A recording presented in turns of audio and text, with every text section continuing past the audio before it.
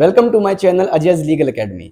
दोस्तों, हम आज बात करने वाले हैं एक नए टॉपिक के बारे में। The topic is relevance of understanding the distinction between movable and immovable property and the character of property. दोस्तों, ये जो टॉपिक है this is very relevant and it is highly practical topic. ना सिर्फ ये रेलेवेंट है लॉ स्टूडेंट्स के लिए या जुडिशियल एग्जाम्स एस्पिरेंट्स के लिए, but this topic is also relevant for the general public, for जजेस एंड लॉयर्स। सो आइए दोस्तों बात करते हैं कि ये टॉपिक क्यों रेलेवेंट है। सो आइए दोस्तों अब डिटेल में जानते हैं कि क्यों हमारे लिए जरूरी है इस डिस्टिंक्शन को समझना, ये जानना कि जिस प्रॉपर्टी से हम डील कर रहे हैं वो मूवेबल प्रॉपर्टी है या वो इमूवेबल प्रॉपर्टी है। देखिए दोस्तों, हमने जो लास्ट सेशन लिया था उसमें भी हमने डिस्कस किया था that there are different laws for transfer of the two kind of properties। Movable property के लिए हमारे पास डिफरेंट लॉज हैं एंड इमूवेबल प्रॉपर्टी के ट्रांसफर के लिए हमारे पास डिफरेंट लॉज हैं। अगर हम मूवेबल की बात करते हैं दोस्तों, तो हमारे पास सेल ऑफ गुड्स एक्ट है, हमारे पास इंडियन कॉन्ट्रैक्ट एक्ट है जो प्लेज से डील करता है, सोगा जो है that is dealing with sale of goods, sale of movable property. On the other hand transfer of property का जो मेजर थ्रस्ट है फ्रेंड्स, वो सिर्फ और सिर्फ ट्रांसफर ऑफ इमूवेबल प्रॉपर्टी पे है। हाँ, ऐसा नहीं है कि transfer of property movable property से डील नहीं करता है, ट्रांसफर ऑफ प्रॉपर्टी मूवेबल से भी डील करता है। लेकिन आप पाएंगे कि अगर आप चैप्टर 2 को देखते हैं, चैप्टर 2 अगर आप देखेंगे दोस्तों, तो चैप्टर 2 में जो प्रोविजंस दिए गए हैं, there are two parts, part A and part B. Part A जो दोस्तों है वो दोनों मूवेबल और इमूवेबल से डील करता है, वो जनरल प्रिंसिपल्स प्रोवाइड करता है। लेकिन पार्ट बी में जो प्रिंसिपल्स दिए गए हैं they are specifically related to immovable property. उसके अलावा यहां पर जो सेक्शन पार्ट ए में आते हैं those are sections 5 to section 37 and part B में जो सेक्शंस फॉल करते हैं दोज आर 38 से लेके सेक्शन 53 ए, जिसमें वेरियस टॉपिक्स आते हैं सेक्शन 38 से 53 में, like transfer by ostensible owner, doctrine of part performance. ये जो टॉपिक्स हैं, ये जो जनरल प्रिंसिपल्स हैं, these are only and only related with transfer of immovables, वो मूवेबल से डील नहीं करते हैं। उसके अलावा अगर आप चैप्टर्स की बात करें, चैप्टर 3 से लेके चैप्टर 8, चैप्टर 3 से 8 में जो ट्रांसफर्स दिए गए हैं दोस्तों, उसमें मेजर जो ट्रांसफर हो रहे हैं those are dealing with transfer of immovable property. For example gift की बात करते हैं, लीज की बात करते हैं, सेल की बात करते हैं, एक्सचेंज की बात करते हैं, या फिर मोर्गेज। ये सारे के सारे ट्रांसफर इमूवेबल से डील करते हैं। बट हाँ, exchange, gift and transfer of actionable claim, this also includes transfer of movables. लेकिन मेजर थ्रस्ट जो इस लॉ का है वो किस पर है, that is on transfer of immovable property. तो इस वजह से because there are different laws relating to transfer of movable and immovable property, हमारे लिए बड़ा ही इंपॉर्टेंट है ये समझना कि जिस प्रॉपर्टी से हम डील कर रहे हैं, जिस प्रॉपर्टी से रिलेटेड हम ट्रांजैक्शन कर रहे हैं, वो प्रॉपर्टी मूवेबल है या वो प्रॉपर्टी इमूवेबल है। क्योंकि दोस्तों अगर प्रॉपर्टी इमूवेबल है, उसका आप ट्रांसफर कर रहे हैं, तो ट्रांसफर ऑफ प्रॉपर्टी उसे गवर्न करने वाला है। और भाई अगर मान लीजिए मूवेबल प्रॉपर्टी का आप ट्रांसफर कर रहे हैं, तो उस पर सेल ऑफ गुड्स अगर सेल कर रहे हैं, प्लेज करना है, तो इंडियन कॉन्ट्रैक्ट एक्ट अप्लाई होना है, तो उसको कंप्लाई आपको करना पड़ेगा, राइट। तो इसलिए जरूरी हो जाता है कि हमें समझना चाहिए कि कौन सी प्रॉपर्टी मूवेबल है, कौन सी प्रॉपर्टी इमूवेबल है, तभी हम एक्चुअली समझ पाएंगे कि हमें कौन सा लॉ उस पर अप्लाई करना है और उस लॉ के अंदर जो रिक्वायरमेंट्स दी गई हैं वो रिक्वायरमेंट्स हमें कंप्लाई करनी है। आइए दोस्तों अब बात करते हैं एक नए क्वेश्चन के बारे में, एक इंपॉर्टेंट क्वेश्चन के बारे में, जो कि है why must we know the character of property with which we are dealing। जिस प्रॉपर्टी से हम डील कर रहे हैं उस प्रॉपर्टी का कैरेक्टर क्या है, उसका नेचर क्या है, आइए इसके बारे में बात करते हैं। सो आइए दोस्तों देखते हैं कि why knowing nature और character of property is important for us। देखिए दोस्तों, अगर हम दोनों तरह की प्रॉपर्टीज की बात करते हैं, so there are certain reasons why it is important to know the character और नेचर ऑफ द प्रॉपर्टी। अगर हम बात करें दोनों लॉज के बारे में, तो देयर आर डिफरेंट, हमने बात की कि डिफरेंट लॉज हैं, उसके साथ साथ there are different procedural requirements. For transfer of each kind of property.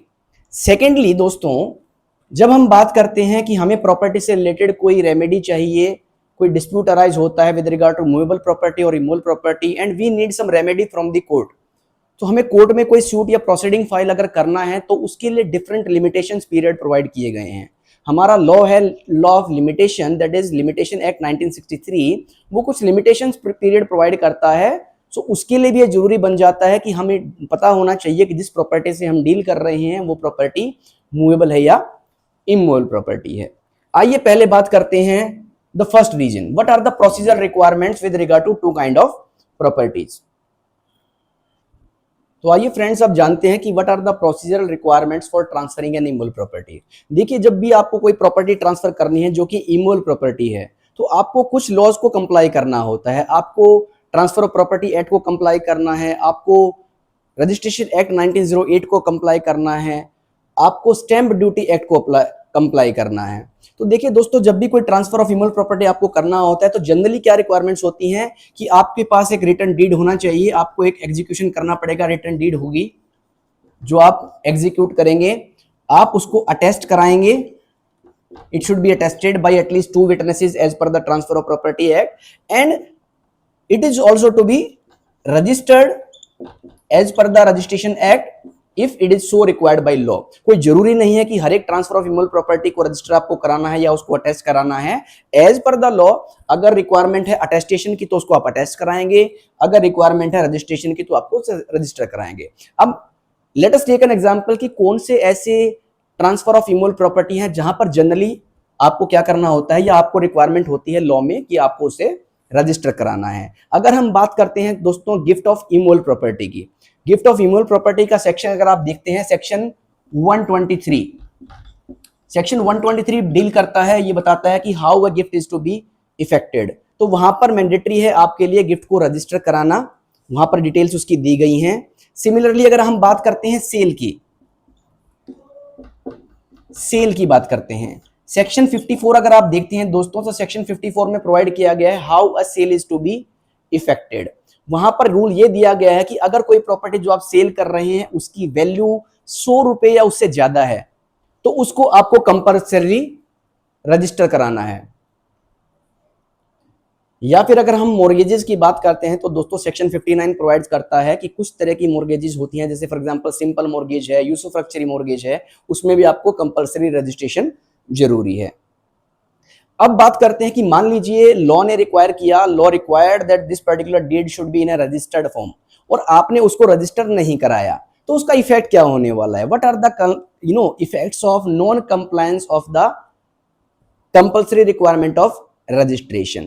देखिए दोस्तों, अगर आपने ये फॉर्मेलिटीज फुलफिल नहीं करी है, आपने डीड को एग्जीक्यूट नहीं किया है प्रॉपरली, आपने उसको as per law property attest नहीं किया है, आपने उसको properly register as per the law अगर नहीं कराया है तो दोस्तों उस पर्टिकुलर डीड का कोई भी इफेक्ट, लीगल इफेक्ट नहीं रहने वाला है। द टाइटल और any right in the property is not going to get conveyed. वो ट्रांसफर या जो ट्रांसफर है उससे कोई भी टाइटल या राइट आपका कन्वे दूसरी पार्टी को नहीं होने वाला है। एक केस में आपको यहां पर बता देता हूं, बड़ा ही इंपॉर्टेंट केस है, Shantabai versus State of Bombay. Shantabai versus State of Bombay. This is a case of 1958 supreme court decision AIR 1958 supreme court 332, ये इसकी साइटेशन है। इस केस में कोर्ट ने पाया कि जो पार्टीज के बीच में ट्रांजैक्शन था वो ट्रांजैक्शन रिलेटेड था इमूवेबल प्रॉपर्टी से, लेकिन पार्टीज ने इसमें डॉक्यूमेंट तो बनाया था, बट वो डॉक्यूमेंट क्या था? That document was not registered properly as per the law. So the Supreme Court in this case held that because it was a transfer relating to immovable property and you have not registered the document as per the law, so this particular transfer is not going to have any effect, उसका कोई effect नहीं होगा और कोई भी title या right उस particular transaction के अंडर या ट्रांसफर के अंडर दूसरी पार्टी को पास नहीं होगा। तो ये बड़ा इंपॉर्टेंट हो जाता है हमारे लिए कि हमें उन कंप्लायंसेस को करना है जो कि लॉ की रिक्वायरमेंट है, रजिस्ट्रेशन करना है, अटेस्टेशन करवाना है विद 2 विटनेसेस। अगर आप ये नहीं करते हैं तो वो डॉक्यूमेंट कोई भी लीगल इफेक्ट नहीं रखने वाला है। तो इसलिए जरूरी बन जाता है हमारे लिए समझना कि कौन सी प्रॉपर्टी मूवेबल है, कौन सी प्रॉपर्टी इमूवेबल है, क्योंकि जब तक हमें ये समझ नहीं होगी हम वो प्रोसीजर रिक्वायरमेंट फुलफिल नहीं कर पाएंगे। जहां तक बात आती है मूवेबल प्रॉपर्टी की, दोस्तों मूवेबल प्रॉपर्टी के लिए अब क्वेश्चन ये अराइज होता है कि क्या हमें ये रिक्वायरमेंट्स फुलफिल करनी होती हैं? The answer is no. For movable property आपको ये रिक्वायरमेंट्स फुलफिल करने की जरूरत नहीं होती है। द ओनली थिंग इज कि आपने पोजीशन सिंपली डिलीवर कर दिया, सिंपल आपने डिलीवर कर दिया पोजीशन प्रॉपर्टी का। मान लीजिए मैं अपना फोन सेल कर रहा हूं, मैंने अपने फोन का पोजीशन दे दिया है बायर को, और ये मैंने किया है with an intention to transfer the right और title in that particular property to the buyer. So this is how movable property transfer can be done. उसके लिए कोई भी आपको एक्स्ट्रा रिक्वायरमेंट्स, प्रोसीजर रिक्वायरमेंट्स करने की जरूरत नहीं होती है। आइए फ्रेंड्स, अब बात करते हैं एक बड़े ही इंपॉर्टेंट एस्पेक्ट के बारे में जो कि रिलेटेड है ट्रांसफर ऑफ इमूवेबल प्रॉपर्टी से रिलेटेड। देखिए दोस्तों, आपने स्टैंप ड्यूटी के बारे में सुना होगा। अगर आप कोई भी इमूवेबल प्रॉपर्टी का ट्रांसफर कर रहे हैं, so as per law there is a requirement of paying the stamp duty under the stamp duty act 1899। आपको स्टैंप ड्यूटी पे करनी होती है on the transfer of immovable property, जो कि आपको जरूरत नहीं है पे करने की on the transfer of movable, because हमारे लिए कोई जरूरी नहीं है उन प्रोसीजर रिक्वायरमेंट्स को फुलफिल करना। ओरल ट्रांसफर भी मूवेबल प्रॉपर्टी का हो सकता है। अब एग्जाम्पल ले लेते हैं, मान लीजिए सेल का। देखिए दोस्तों, अगर आप प्रॉपर्टी की सेल कर रहे हैं, सेलर है एक पार्टी, दूसरी पार्टी बायर है, तो यहां पर क्या इंपॉर्टेंट हो जाता है कि आपको स्टैंप ड्यूटी उस सेल पर पे करनी है जो कि होती है, जिसे बोलते हैं दोस्तों एड वैलोरम। अब ये एड वैलोरम वर्ड क्या होता है, इसका मतलब क्या होता है?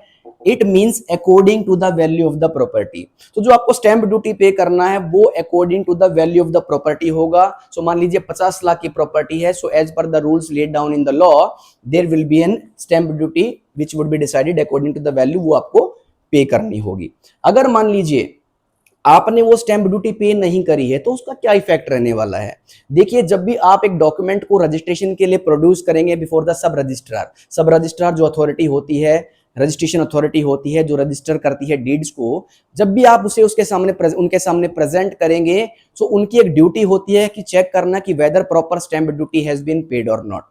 तो अगर आपने मान लीजिए प्रॉपर स्टैंप ड्यूटी पे नहीं किया है, सो रजिस्ट्रार के पास, सब रजिस्ट्रार के पास पावर होती है कि वो प्रोसीडिंग्स इनिशिएट कर सकती हैं, एक्शन ले सकती हैं उस डेफिसिट स्टैंप ड्यूटी को रिकवर करने का। अब वो प्रोसेस क्या होता है? देखिए दोस्तों, उसके लिए वो क्या करते हैं, अंडर द रजिस्ट्रेशन एक्ट ये रजिस्ट्रेशन किया जाना चाहिए, and under the stamp duty act एक पावर दी गई है कि अगर सब रजिस्ट्रार को लगता है कि स्टैंप ड्यूटी प्रॉपर पे नहीं की गई है, there is a deficit in the stamp duty, तो वो उस पर्टिकुलर इंस्ट्रूमेंट को, उस पर्टिकुलर डीड को, या जहां पर इस केस में हमारे सेल डीड को इंपाउंड करने की पावर उनको दी गई है, वो इसको इंपाउंड कर सकते हैं, और इंपाउंड करने के बाद वो उसे डिस्ट्रिक्ट कलेक्टर के पास रीवैल्यूएशन के लिए भेज सकते हैं। अब ये जो किया जाता है, इंपाउंडिंग जो की जाती है, that is done under section 33 of the Indian stamps act 1899। Section 33 note कर लीजिए इंडियन स्टैम्प एक्ट का। इस एक्ट के अंडर इंपाउंडिंग की जा सकती है, और जब बात कलेक्टर के सामने पहुंचती है तो कलेक्टर के पास पावर दी गई है कि वो कलेक्टर को पावर दी गई है कि वो क्या कर सकते हैं, he can impose penalty also. वो पेनल्टी कहां पर इंपोज की जाती है दोस्तों? That is given under section 40 of the Indian stamps act. ठीक है, तो अगर आपने प्रॉपर स्टैंप ड्यूटी नहीं दिया है तो रजिस्ट्रार के पास पावर है डॉक्यूमेंट को इंपाउंड करने का, उस डॉक्यूमेंट को रजिस्टर नहीं किया जाएगा, रिफ्यूज कर दिया जाएगा, एंड कलेक्टर आपके ऊपर पेनल्टी भी लगा सकता है on the deficit stamp duty. यहां पर एक बड़ा ही इंपॉर्टेंट केस दोस्तों आता है, that is case is Duncan Industries Private Limited versus State of Uttar Pradesh. दोस्तों ये केस है Duncan Industries versus State of Uttar Pradesh, 2001 का डिसीजन है, सुप्रीम कोर्ट डिसीजन है। इस केस में दोस्तों यहां पर एक एग्जांपल मैं इसलिए क्यों इसको मेंशन कर रहा हूं, इस केस में सुप्रीम कोर्ट ने डिसाइड किया दैट यस, कलेक्टर ने जो फाइन इंपोज किया था या पेनल्टी इंपोज की थी, वो बिल्कुल सही थी, because in this case the parties had not paid the proper stamp duty. The matter was sent to the collector and collector found that there was a deficit in stamp duty, so a 36 lakh rupees penalty was imposed on the parties. So it is very important to understand the distinction for this purpose also, because अगर आपको यही नहीं पता है कि property मेरी movable है या इमूवेबल है तो आप डिसाइड नहीं कर पाएंगे कि मुझे स्टैंप ड्यूटी देनी है या नहीं देनी है। तो इसलिए हमारे लिए बड़ा ही जरूरी है समझना उस प्रॉपर्टी के कैरेक्टर को, नेचर को, ताकि हम प्रॉपर स्टैंप ड्यूटी दे पाएं, so that we can avoid this kind of hassles later. Also दोस्तों, अगर मान लीजिए आपने स्टैंप ड्यूटी प्रॉपरली पे नहीं किया है तो उसका इफेक्ट एक ये भी होने वाला है कि वो जो डॉक्यूमेंट है, वो जो डीड है, उसको रजिस्टर नहीं किया जाएगा जब तक आप स्टैंप ड्यूटी पे नहीं करते हैं प्रॉपर। प्लस उस पर्टिकुलर डॉक्यूमेंट की कोई भी एडमिसिबिलिटी कोर्ट में नहीं रहने वाली है। वो कोर्ट में एडमिसिबल तभी होगा, उसको तभी रजिस्टर किया जाएगा when you have paid that particular stamp duty as per the requirement of the law, उसी के बाद उसको रजिस्टर किया जाएगा। सो इसलिए हमारे लिए बड़ा इंपॉर्टेंट है समझना कि क्यों कैरेक्टर ऑफ प्रॉपर्टी हमें जानना जरूरी है, क्यों हमें पता होना चाहिए कि जिस प्रॉपर्टी को हम ट्रांसफर कर रहे हैं वो प्रॉपर्टी मूवेबल है या इमूवेबल है। आइए दोस्तों अब आगे बढ़ते हैं नेक्स्ट पॉइंट पर, that is the second reason. आइए दोस्तों हम सेकंड रीजन की बात कर लेते हैं कि जो है लिमिटेशन पीरियड के बारे में। देखिए, मूवेबल प्रॉपर्टी या इमूवेबल प्रॉपर्टी से रिलेटेड अगर मान लीजिए कोई डिस्प्यूट होता है, कोई ग्रीवेंस होती है, उसके लिए आपको कोर्ट से अगर रेमेडी चाहिए तो आपको कोई सूट या प्रोसीडिंग फाइल करनी पड़ेगी नेचुरली। कोर्ट से आपको अगर रिलीफ चाहिए तो उसके लिए दोस्तों हमारा जो लॉ ऑफ लिमिटेशन है, दैट इज लिमिटेशन एक्ट 1963, वो कुछ लिमिटेशन पीरियड्स की बात करता है। बिकॉज लॉ कहता है कि आपको अपने राइट्स के बारे में विजिलेंट होना चाहिए, तो उस कुछ लिमिटेशन पीरियड दिए गए हैं कि इस लिमिटेशन पीरियड के अंदर ही आपको क्या करना है, अपने सूट को या प्रोसीडिंग को फाइल करना है। अब वो लिमिटेशन पीरियड देखिए दोस्तों अलग अलग है, मूवेबल के लिए जनरली पीरियड अलग है और इमूवेबल के लिए अलग है। आप अगर लिमिटेशन एक्ट को देखते हैं तो आप पाएंगे कि सर कि मूवेबल के लिए जो पीरियड दिया गया है जनरली वो शॉर्ट पीरियड है। फॉर एग्जांपल 3 इयर्स जनरली ये पीरियड है जो कि दिया जाता है for filing any suit relating to movable property. And for immovable property दोस्तों ये जो पीरियड है जनरली वो कितना रहता है, it is from 12 years to 30 years. ये रेंज है जो 12 साल से 30 साल का आपको पीरियड मिलता है, जो एक लॉन्गर पीरियड दिया गया है। तो यहां पर हमारे लिए इंपॉर्टेंट हो जाता है कि हमारा जो प्रॉपर्टी से हम डील कर रहे हैं वो मूवेबल है या इमूवेबल है। बिकॉज जब तक हमें ये नहीं पता होगा कि हमारी प्रॉपर्टी मूवेबल है या इमूवेबल है, हम ये डिसाइड नहीं कर पाएंगे कि हमें सूट 3 साल के अंदर फाइल करना है या हमारे लिए एक लॉन्गर टाइम पीरियड अवेलेबल है।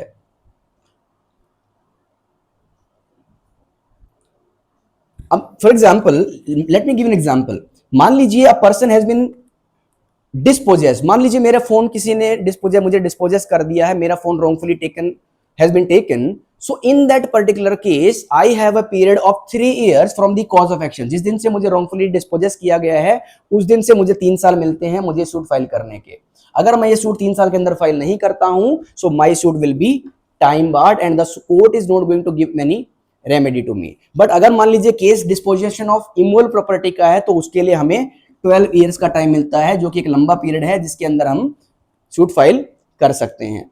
अब दोस्तों जब भी कोर्ट के सामने मैटर पहुंचता है तो कोर्ट की यहां पर एक ड्यूटी बन जाती है चेक करना कि whether the suit has been filed within the limitation period और नॉट। सो कोर्ट को चेक करना है कि लिमिटेशन पीरियड के अंदर ये सूट फाइल किया गया है। उसके लिए कोर्ट को क्या जानना जरूरी है कि वेदर द प्रॉपर्टी, कोर्ट को क्या डिसाइड करना है कि प्रॉपर्टी मूवेबल है या इमूवेबल है। क्योंकि अगर प्रॉपर्टी मूवेबल है और सूट फाइल किया गया है within 3 years then it is fine, the suit has been filed within proper limitation period. But मान लीजिए अगर सूट है मूवेबल प्रॉपर्टी से रिलेटेड और उस सूट को फाइल किया गया है बियॉन्ड 3 इयर्स, तो उस केस में क्या होगा, बिकॉज आपने 3 साल के बाद वो सूट फाइल किया है और प्रॉपर्टी हमारी मूवेबल है, तो उस केस में the court is not going to admit that suit, that particular suit would be rejected on the ground of barred by limitation, कि वो टाइम बार्ड है, उसको हम कोई इस पर रेमेडी नहीं देंगे and the court will not decide that particular suit on its merits. लेकिन अगर कोर्ट को लगता है कि हाँ प्रॉपर्टी मूवेबल है, उसको 3 साल के अंदर फाइल किया गया है, या प्रॉपर्टी इमूवेबल है, उसे 12 इयर्स के अंदर फाइल किया गया है,